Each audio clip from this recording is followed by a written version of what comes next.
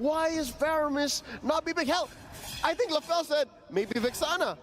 Was it Mirko said maybe Vexana? Because that's how far Faramis has fallen, man. I don't know. I personally think that Faramis is still pretty relevant in this meta as of right now, right? But there are certain conditions that need to be met. But against a lineup of Evos Glory, where everybody has some form of an AoE, a disgusting amount of initiation, it can get really brutal really fast. They got a good amount of comfort picks. Again, Brands, the king of the marksmen, picking up his signature Claude, who's able to defend for days. One of the few reasons why they went as deep as they did in the last MPL ID playoffs. Of course, you have Annabelle on his lane. Petra, man, as good as the Call Easy Ling was in the prior match, this is also a thing of beauty. Honestly, I would have liked to see him have played the Hayabusa instead, because I've seen him play Hayabusa before, and when he gets like that one kill, this team makes magic happen. Somehow they get that one, and they turn it into two, and now Gusta Lagusta has to deal with a full level 4 Annabelle. He makes it out, but he doesn't want to commit the ult just yet. Something else to note, you're looking at RQ Akira's lineup. There have been word in the grapevine that maybe Luis isn't playing. Maybe it's Blink, their ever-loyal sixth man. But no. Here he still is, the Brazilian Heartbreaker, back on the world stage, playing on that Grok, and he's just holding down the fort, man. Usually when you're a Grok, you're hyperactive when you're rotating, when you're checking in on the opponent's jungle. Here is just, yeah, I'll wait for you, Saigen. I'll wait for you to get your wave back in. Hey, Dreams, how you doing? Dreams is having the time of his life, right? Just fighting against the Grok to try and hit level 4, but worst yet, Clawquid ends up missing a good amount of EXP, doesn't hit level 4, but we look at the top side, right? Annabelle, he's able to steal whatever camps that he wants because there's such a strong freeze on the top side of the map, and now Saigen, oh no, he walked into the wall, pops down the Netherrealm to keep himself alive. That is unfortunate. Now, Luis spots Annabelle. Let's go. I was just about to say, what was that, Gideon? What was that fumble? Did he miss out on the Shadow Stampede, hence why he had the Netherrealm himself into surviving? I mean, he might have fat-fingered the Purify into the wall. Butterfingers. Butterfingers. Hey, look, I mean, I'd be nervous on my well, technically not even their first match, essentially, in terms of experience, but on an international stage like that, and especially playing on the Amazon stage, it's a little daunting. It's huge. Yeah. You feel like a little speck in this amazing stage that is the possibly biggest we've ever had in the history of our esport. Down bottom, check it out. Takash, Astro Thunder, pushing away Fluffy. I like that lineup, actually. I like that matchup. As the CC, I'm pretty confident. Look at this, a rotation, the diversion by Dreams and Clawkun. Hey. Blasting Gusta Lagusta. Minute 0, he hasn't had anything, man. He's struggling. He may be struggling, but in terms of gold, right, he's not too far away. Only, hold on, the wall stretch from Luis, and he's pushed out position. He quickly flickers out of there, and now with the power of nature, he should be all right. But Brands, he just uses BMI, manages to go back in position. Great positioning from Dream, just covering the battle mirror image. The reason why they call him the Indonesian Nightmare. Always putting up where they need him. Interestingly, that was a good trade of ults. Battle spells, though, I think that's where Evos Glory won out. This is uncharacteristic of these two teams, Gideon. Because look, 4 minutes in, second turtle almost up, no kills from Evos Glory, who loves fighting, and from RQ Akira, who loves to snowball.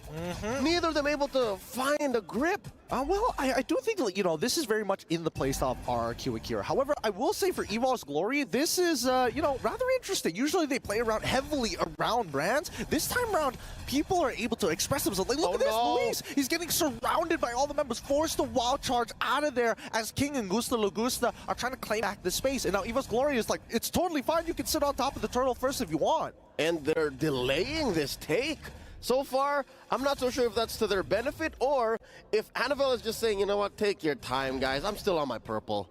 I think it's most beneficial for Brands because he can walk down to the mid lane, pick up some gold, go back to the top lane and lose basically nothing in his lane, and they can just chill out, right? Evos Glory, as much as they want to play around Brands, they know that he needs resources, and they'll create some space to get him those resources. And as you just read, it's definitely for Evos Glory now. All 5 just wailing away at the turtle. Another one secured here, but this time going over to Evos Glory. So they're 1 turtle apiece still on that pacifist run, Gideon. No kills for either side. Not yet. Oh, no, oh, whoa, that was Tekash. that was very dangerous. And now in the mid lane, hopefully, okay, it breaks down. As you were saying, Tekash has yet to leave his lane, man.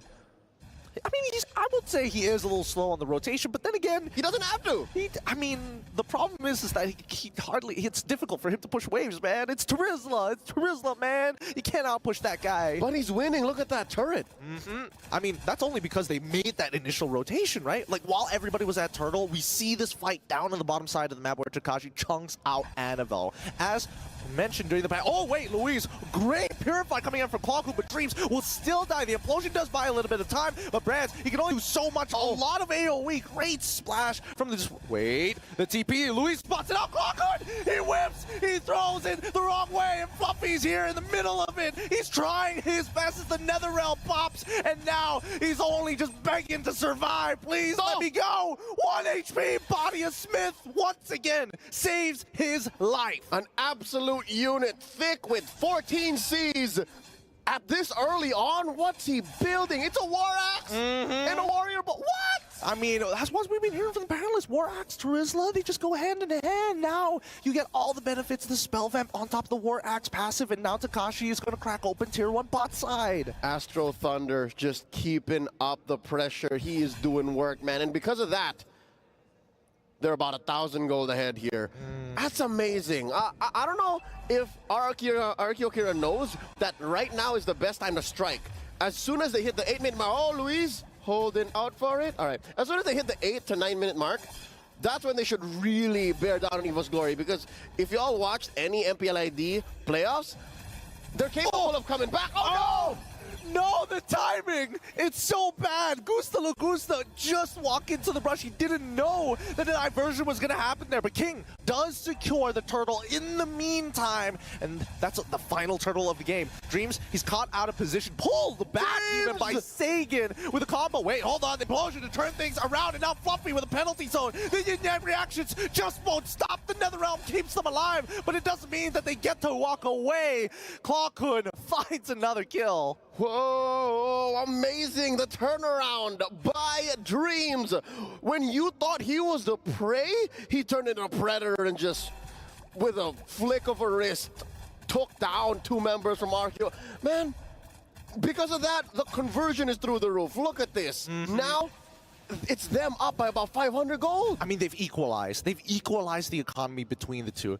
And just to add on, Dreams, honestly, he's being that nightmare you were talking about. He's the guy that you close your eyes, you open. Oh, wait, what's that in the corner of my room? And it's him. He's sitting just standing there menacingly, just waiting to hit you with an implosion.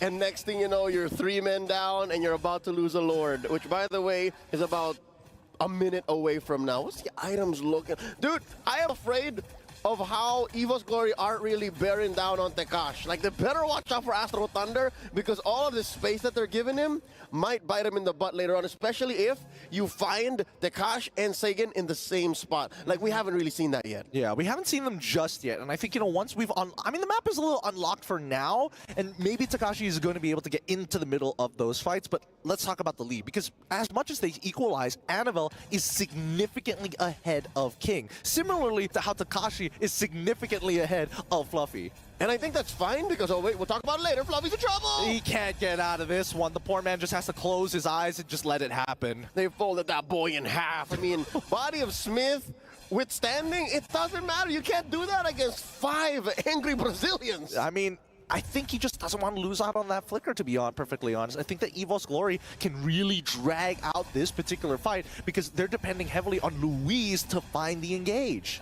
Yes, they can. And now it's all about the lane control. Conceal here by Dreams.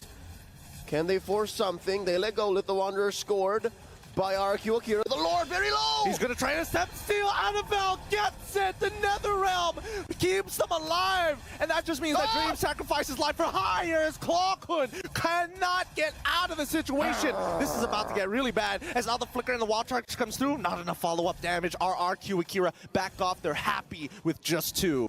And I think Evos Glory just really thread the needle there, stealing away the Lord from RQ Akira. I think both teams just walk away saying, whew! Yeah.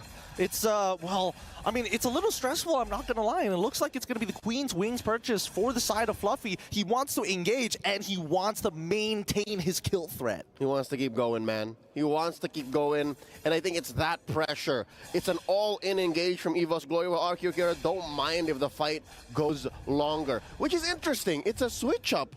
It's a switch-up between the dynamic, because earlier on, it was Evos Glory who wanted to go longer, but now RQ Akira are hoping, hey, can we slow down a bit? Can we let this Lord simmer? Because we're better like that. Yeah, let's just let it cook in the slow pot in the hot pot just for a little bit longer at this point in time. I think that RQ Akira, once we get into the mid game, like Sagan is going to be a legitimate threat in these fights, considering that Evos Glory kind of want to like engage at the same time. So here we go, mid tier 1 now under threat. King, he's able to tank the damage for now, and it looks like it's enough to deter the rest of Evos Glory. Hold up, get in. I just noticed. Annabelle rocking the Warcry just now picked up the BOD. Not a single kill just yet. What's going on? He's been power farming, right? And to be fair, he is significantly ahead of King. Last we checked, he was 1K ahead. Here comes the Wild Charge. Oh, it actually connects. He's trying to get on out of there, Brad. He cannot keep on attacking Takashi. And now with the Nether Realm, all of it being broken at the same time. Sagan is still alive, looking for the opportunity to get back onto it. But Annabelle is able to take out King and Gusta Lagusta in one fell swoop. Not close enough, it seems. Brands was so expensive. It took all of RQ Akira and Tekash just putting a beat on him. Maybe 5 seconds of pure yo-yo action. Look at this. We'll see it in the replay once more. Look at the back line. That's where my eyes were all this time. The huge collapse. There really wasn't much. Again, very ult reliant, very all-in explosion from Evos Glory. RQ, maybe go one more time. That should change the tone. I would imagine that it would. Oh my goodness, it looks like a majority of this lead from Evos Glory actually is from this Ling. Yep, check it out. So far, again, I think they're in the right spot. They are where they need to be. Again, I mentioned this like 2 or 3 hours ago. As a utility jungler, your items are just naturally cheaper. Yeah. So King doesn't mind.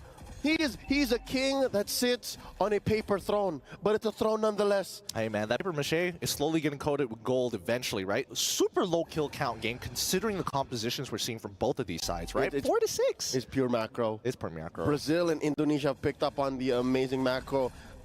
I correct myself. Latam, that is the kingdom that RQ are carrying, man. Not just a country, but a whole region. At least a dozen countries. At least a dozen countries in there, all combined. Annabelle now completing the endless battle. Now gonna have some true damage to really start applying the hurt onto people like Luis and even some of the squishier targets like Gusta Lagusta. At this point in time, how long can they actually hold this dance?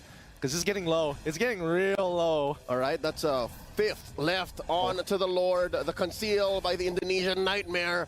Looking for an engage. Here he goes. He's gonna Very find close. it. Great timing. Steal from Annabelle. The implosion perfectly timed as Sagan tries for the Nether Realm, but it's already too late. And it's gonna be the Blade of Tempest taking out Sagan with the backline. Brad, so expensive. Annabelle has to carry this, has to secure these kills as Clockwood takes it. Doesn't mind. You can try and outplay this. Gusta Lagusta at 1 HP. Will try his best. Finch poise. He doesn't find him. He doesn't actually want to go because Takashi, the bodyguard, keeping him in check. Literally 1 HP. Gusta, you gotta try. No, he backs away. They let him live. They let him live to send the message. All right, 2 for 3. Plus the Lord going over to Evos Glory. Again, I'd say this is very, very scarily similar to the very first Lord. It is. It does look very scarily similar. I mean, I like now that RQ Akira, they're very together. Last time, it was kind of all over the place, but now... together. Yeah, they are. They target acquisition. Yeah. They all are going for the same targets each and every time. If they spread out their damage, I don't think they would have gotten the same results. That's right. So now, they just have to be more together. They have to be more than just one. They have to be a singularity. It's gonna get to that point, right? A Latin American singularity.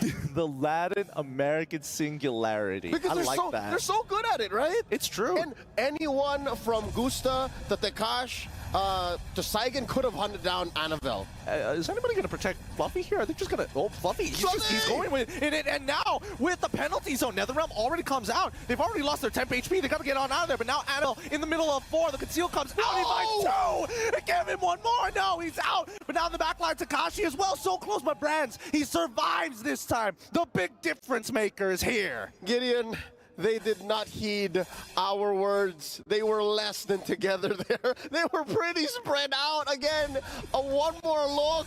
They were together where it mattered for Annabelle, and then they were spread apart, dispersed when they couldn't have afforded to. Evos glory divided and conquered, man. 10-10. Say what you will about that scoreboard, but the map has turned blue.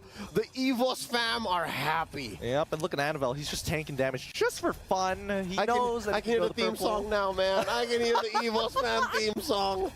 Oh, boy. I mean, at this point, I think still, RQ Akira, they still have an opportunity, but they need somebody that can force out that Bladed Tempest as early as possible and still take care of Brand. So, hold on. The Indonesian Nightmare is on a roll. Dude, he forced with a single... to be fair, he flickered, and Implosion enforced such a response. And that's what you want, right? That's what we want to see from Evos Glory. And hopefully they can keep on rinsing and repeating the process.